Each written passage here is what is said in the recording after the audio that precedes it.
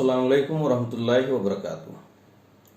हमारे एक दोस्त जो दलित समाज से थे, उन्होंने बुद्धिस्ट धर्म को एक्सेप्ट कर लिया और उनसे जब हमारी बातें होने लगी इस्लाम को लेकर के, तो मैंने उनसे पूछा कि भाई आप बुद्धिस्ट धर्म में क्या बिलीव करते हो और आपकी मान्यताएं क्या है, आपके एक्चुअली बुद्धिज्म की टीचिंग क्या है। तो उन्होंने बोला हमारे यहाँ जो है गॉड का कोई कंसेप्ट नहीं है, कोई गॉड नहीं है, कर्म ही सब कुछ है और अगर हम अच्छे कर्म करेंगे तभी हमें साल्वेशन मिलेगा। तो मैंने उनसे कुछ सवाल किए। मैंने बोला गॉड के अस्तित्व के बगैर कर्म का क्या मतलब रह गया, और अगर हमें अच्छे कर्म करना है तो अच्छे कर्म किसके लिए करें, और अच्छा कर्म और बुरा कर्म ये डिफाइन कौन करेगा। हर इंसान किसी कर्म को अच्छा कह सकता है या किसी कर्म को बुरा कह सकता है, तो उसको डिफाइन कौन करेगा कि कौन अच्छा है कौन बुरा है। अगर गॉड ही नहीं है या कोई सुप्रीम पावर ही नहीं है ना, जिसको हम अल्लाह कह रहे हैं या जिसको हम परमेश्वर कह रहे हैं, तो कोई तो शक्ति है, कोई तो ताकत है। और इसका सबूत सबसे बड़ा ये है कि गौतम बुद्ध को जो ज्ञान मिली, तो गौतम बुद्ध सभी जानते थे कि वो एक बादशाह, एक राजा के बेटे थे, और उन्होंने जब अपने नज़रिए से दुनिया को समझना शुरू किया, तो एक जब मृत आदमी को देखा, एक लाश को एक जाते हुए, तो उन्होंने पूछा ये क्यों मर गया। तो बोले ये मर गया चूंकि इसका वक्त ख़त्म हो गया, ये चला गया। तो भाई ये कहाँ चला गया, तो भाई ये कहीं तो गया होगा ना। तो इनके जहन में कुछ बातें स्ट्राइक की कि भाई कुछ तो चीज़ें हैं जो हमें समझना चाहिए, कुछ तो ज्ञान है जो मिसिंग है, और वो खुद एक इंसान है। तो वो भटकते रहे ज्ञान के तलाश में, बहुत दिनों तक ज्ञान के तलाश में भटकते रहे, और उन्होंने छोड़ दिया, संसार को त्याग कर दिया ज्ञान के तलाश में, और वो पहुंचे बोध गया। और एक जैसा हम सबको मालूम था कि बोधि ट्री के नीचे उनको ज्ञान मिला। तो वो ज्ञान मिलने से पहले उन्होंने क्या किया, वो ध्यान लगा रहे थे, मेडिटेशन कर रहे थे। तो किसको मेडिटेशन कर रहे थे, कोई तो है सुप्रीम पावर जिसको मेडिटेशन कर रहे थे। मतलब बगैर मेडिटेशन का फिर कोई मतलब ही नहीं हुआ अगर किसी को मेडिटेशन नहीं कर रहे थे। तो वो किसी को तो मेडिटेशन कर रहे थे, कोई सुप्रीम पावर से वो ज्ञान मांग रहे थे, किसी को ध्यान लगा रहे थे, है ना। और किसी ने उसको ज्ञान दिया, वो सुप्रीम पावर है, वो ताकत है जिसने ज्ञान दिया, तो वो गॉड है, वही अल्लाह है, वही परमेश्वर है जिसने उनको ज्ञान दिया। और ये अल्लाह का, ये परमेश्वर का हमेशा से यही तरीका रहा है कि उन्होंने, अल्लाह ने हमेशा से, कुरान में भी आता है कि हमने इस धरती में कोई ऐसा कौम या कोई ऐसा नेशन नहीं छोड़ा जहां अपने दूत ना भेजे हों ज्ञान देने के लिए, और उनको ज्ञान रिवील किया गया, उनको ज्ञान रिवील किया गया। तो यही तो कंसेप्ट है कि अल्लाह ताला ने इंसानों में से इंसान को चुना, उनको दूत बनाया और उनको ज्ञान दिया, रिवील किया। अपने फरिश्ते जो है, खास आर्क एंगल जो है जिब्राइल अलैहिस्सलाम, जो खास फरिश्ते हैं, उनके जरिए किया। तो ये ज्ञान देना भी वो परमेश्वर की तरफ से है, वो अल्लाह की तरफ से है। तो ये इसको कैसे इनकार कर सकते हैं कि गौतम बुद्ध को किसने ज्ञान दिया और वो किसका ध्यान लगा रहे थे, है ना। तो कर्म जो है, ये कर्म तो है ही है। बगैर कर्म के कुरान की जो बेसिक फिलॉसफी है, पूरी नट सेल में अगर कुरान की फिलॉसफी को बयान की जाए तो उसमें कहा जाता है बिस्मिल्लाहिर्रहमानिर्रहीम वल अस्र इन्नल इंसान लफी खुस्र, कसम है ज़माने की सारी इंसानियत घाटे में है।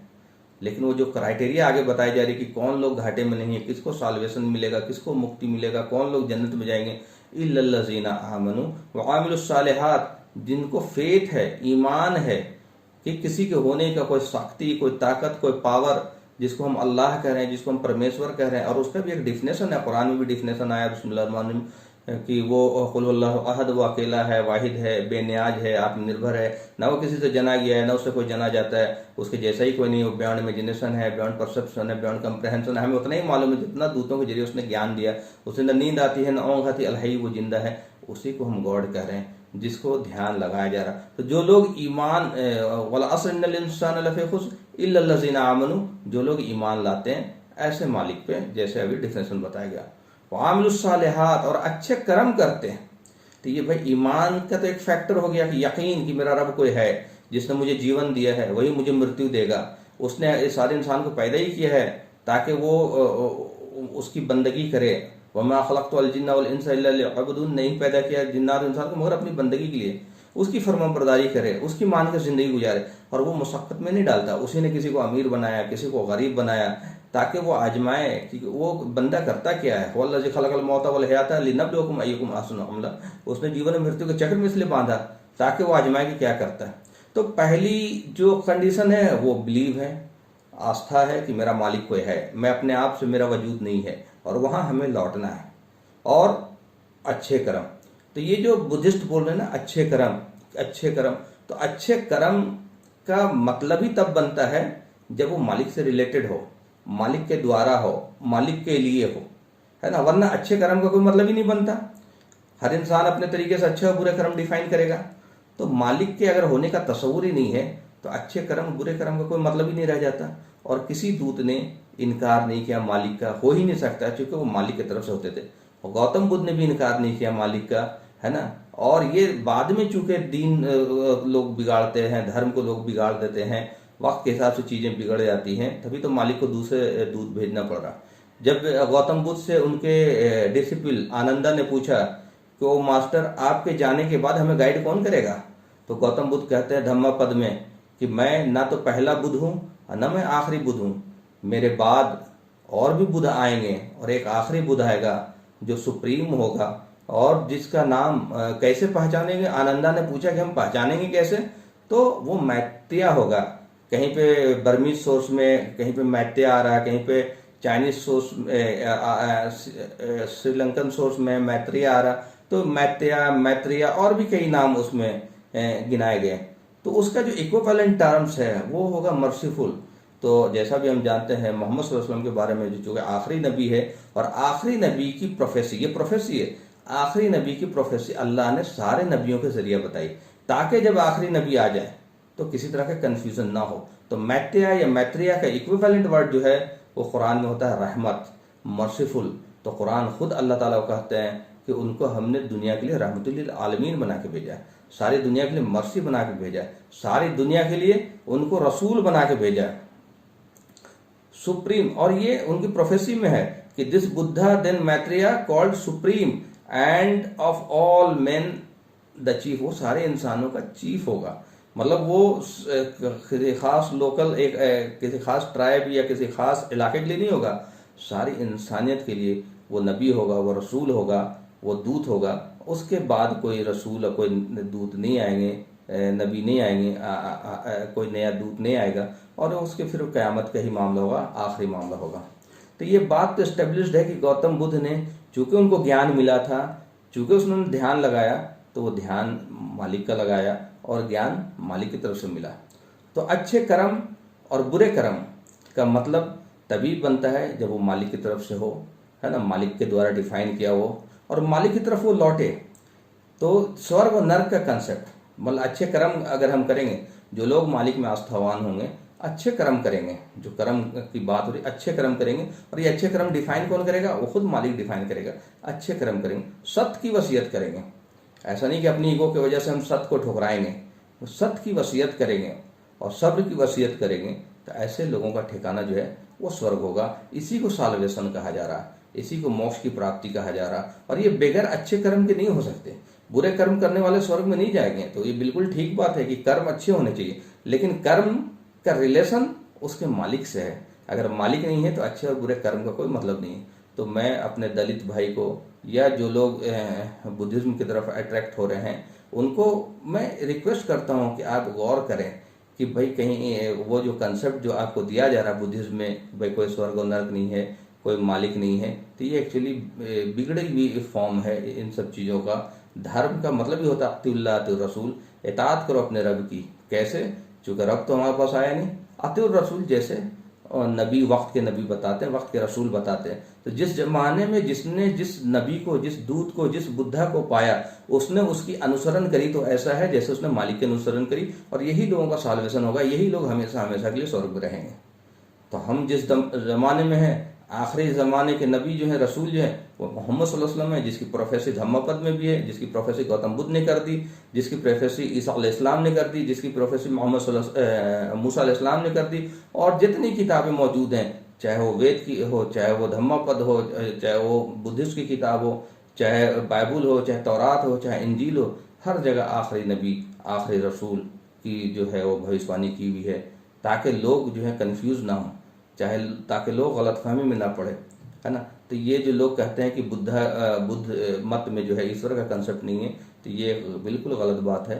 ईश्वर का कंसेप्ट 100% है, हो ही नहीं सकता, है ना। और इसका प्रूफ है कि उनको ज्ञान जो है वो ईश्वर से ही मिला। ज्ञान हमेशा ईश्वर के जरिए ही मिलता है। जैसे मोहम्मद सल्लल्लाहु अलैहि वसल्लम को मिला ज्ञान जो कुरान के फॉर्म में है, जैसे ईसा अलैहिस्सलाम को इंजील के फॉर्म में मिला था, जैसे मूसा अलैहिस्सलाम को तौरात के फॉर्म में मिला था।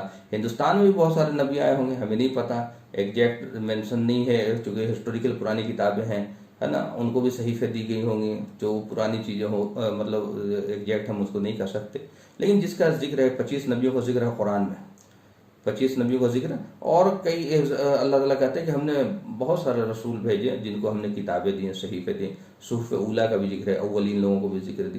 तो ये हमेशा से यही कंसेप्ट रहा अल्लाह का, यही तरीका रहा परमेश्वर का कि हमेशा से दूत को इंसानों के बीच में, कौमों के बीच में भेजते रहे, ताकि वो लोगों को ज्ञान दे। किस बात का ज्ञान? कि तुम्हारा मालिक कौन है। सबसे पहला ज्ञान ये कि तुम्हारा मालिक कौन है ना। तुम्हें उसी की तरफ लौटना है, उसी के आज्ञाकारी बनकर रहना है ना। अच्छे अगर कर्म करोगे और मालिक में पे आस्था रखोगे तो तुम्हारा ठिकाना जो है हमेशा हमेशा के लिए स्वर्ग होगा।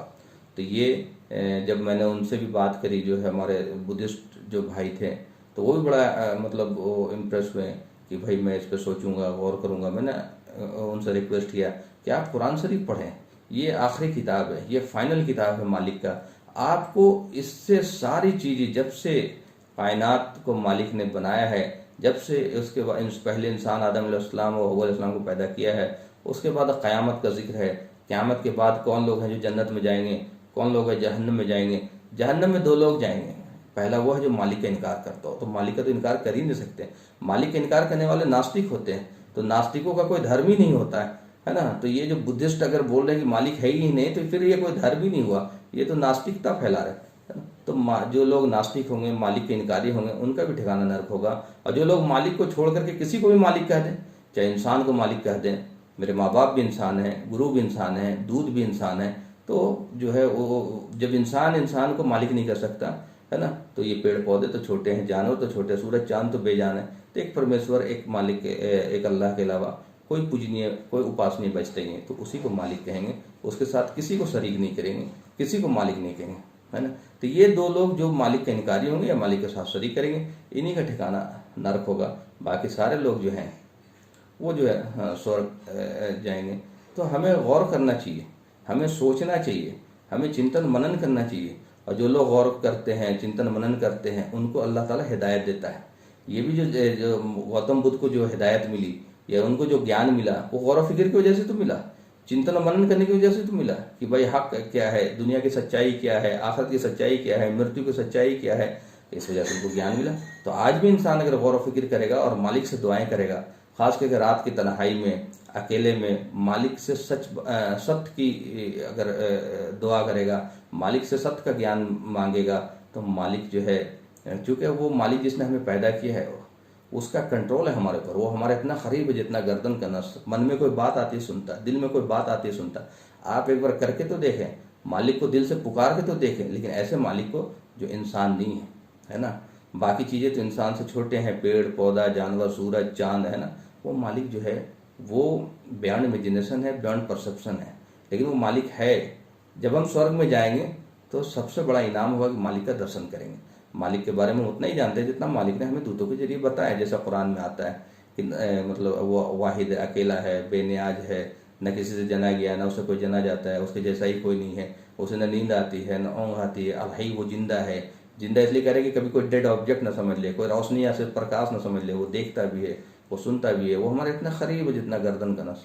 मन में कोई बात आती है सुनता है, दिल में कोई बात, ऐसे मालिक की वंदना, ऐसे मालिक की उपासना और अच्छे कर्म। जो अच्छे कर्म की बात करें कि अच्छे कर्म के बगैर तो स्वर्ग में कोई जा ही नहीं सकता। कोई आदमी कहे कि मैं मालिक को मानता हूँ और कर्म बुरे करे तो स्वर्ग में नहीं जा सकता। एक इंसान अगर वो क्लेम करता है कि मैं मालिक में मानता हूँ और अच्छा इंसान नहीं है, अच्छा कर्म अगर नहीं करता तो अच्छे इंसान नहीं, तो वो हमेशा के लिए वो मतलब उसका भी ठिकाना नरक होगा। हाँ, भले कुछ दिन बाद वो निकाल दिया जाए सजा काट करके, जो लोग मालिक में मानते थे उसके बाद बुरे कर्म करते थे। तो इस तरह से हमें चीज़ों को समझना है। वाखिर दावाना अल्हम्दुलिल्लाहि रब्बिल आलमीन।